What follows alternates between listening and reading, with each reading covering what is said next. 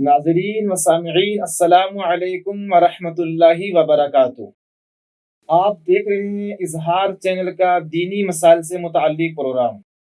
آج ہے ہمارے ساتھ مہمان خصوصی رئیس الفقہاء حضرت علامہ و مولانا مفتی محمد شہاب الدین اشرفی جامعی، شیخ الحدیث و صدر شعبہ افتاء جامعہ اشرف۔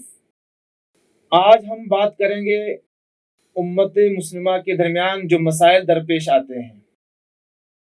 جی مفتی صاحب قبلہ، ہندا کا نکاح زید سے ہوا۔ شب عروسی میں ہندا کو پتہ چلا کہ زید نامرد ہے اور وہ وطی کرنے پر بالکل قادر نہیں ہے۔ جب ہندا کے گھر والوں کو پتہ چلا تو ان لوگوں نے ہندا کو زید سے طلاق دلوایا اور اب ہندا کا نکاح دوسرے مرد سے کرنا چاہتے ہیں۔ کیا ہندا پر عدت گزارنا واجب ہے یا نہیں؟ بسم اللہ الرحمن الرحیم، نحمدہ ونصلی علی رسولہ الکریم، اما بعد۔ ہندا پر عدت گزارنا واجب ہے۔ ہندا کا نکاح عدت مکمل ہوئے بغیر دوسرے مرد سے درست نہیں ہے۔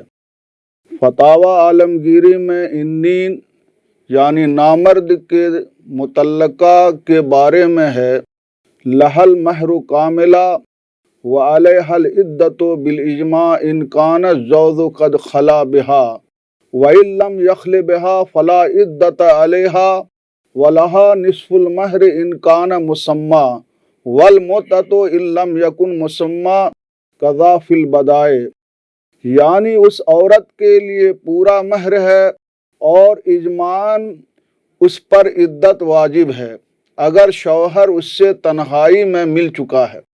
اگر شوہر اس سے تنہائی میں نہیں ملا ہے تو اس کے لیے آدھا مہر ہے اگر عقد نکاح میں مہر مقرر کیا گیا ہے۔ اگر عقد نکاح میں مہر مقرر نہیں ہوا ہے تو اس کے لیے متاع یعنی ایک جوڑا کپڑا ہے، ایسا ہی بدائع میں ہے۔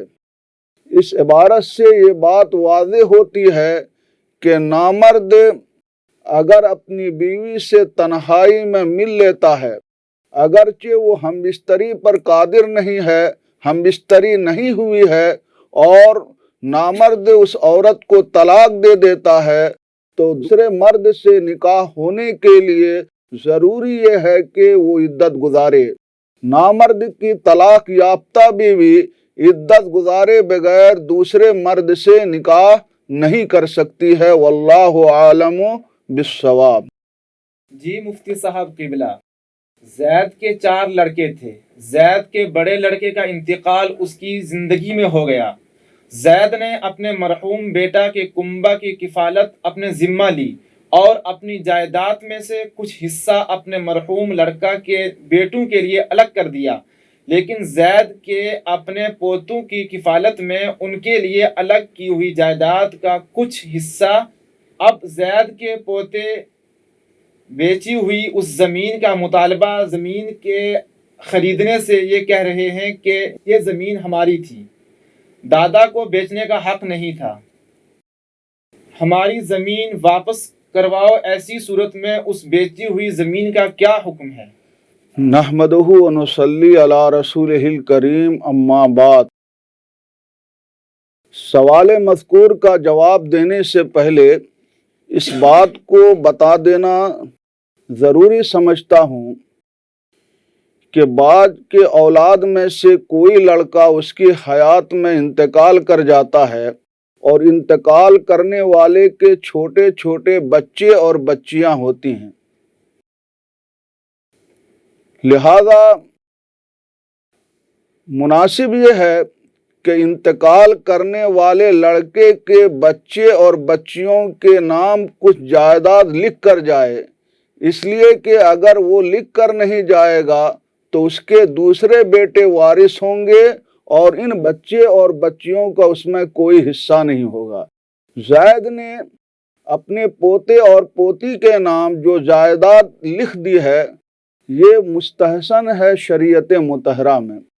اب آئیے سوال مذکور کی طرف کہ جب زید نے اپنی مملوکہ زمین کا کچھ حصہ اپنے پوتوں کو ہبہ کر دیا تو اس کے پوتے اس زمین کے مالک ہو گئے، اگرچہ زمین زید کے قبضے میں رہی۔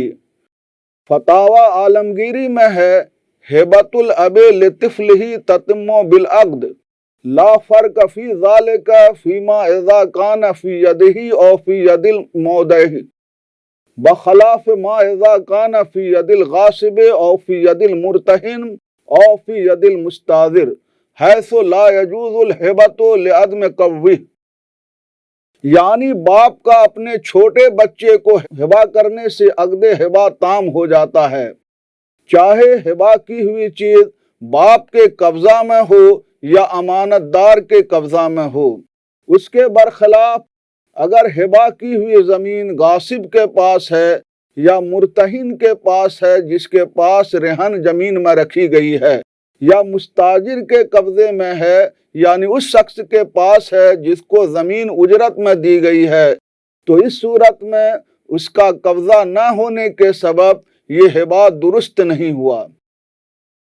اگرچہ زید کے پوتے اس زمین کے مالک ہو گئے اس لیے کہ یہ زمین زید کے ہی قبضے میں تھی، لیکن زید پر اس زمین کے رہتے ہوئے اپنی ذاتی رقم سے پوتوں کی کفالت کرنا واجب نہیں ہے، بلکہ زید کے لیے پوتوں کی پرورش کے لیے اس زمین کو بیچنا درست تھا اور پوتوں کے لیے خریدار سے اس کا مطالبہ کرنا درست نہیں ہے۔